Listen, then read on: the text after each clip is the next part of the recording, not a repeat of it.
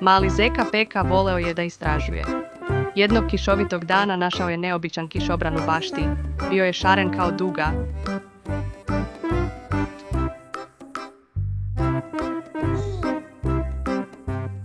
Kada je Peka otvorio kišobran, desilo se nešto čudesno. Umjesto da pada kiša, iz kišobrana su počeli da padaju mali cvetići. Zatim su pali mešani bomboni u obliku srca, a na kraju sitne, svetlucave zvezdice. Vau, uzviknuo je Peka, ovo je čarobni kišobran! Peka je trčao po livadi i gdje god je prošao sa svojim čarobnim kišobranom, trava je postajala zelenija, cveće lepše, a svi životinjski prijatelji srećniji.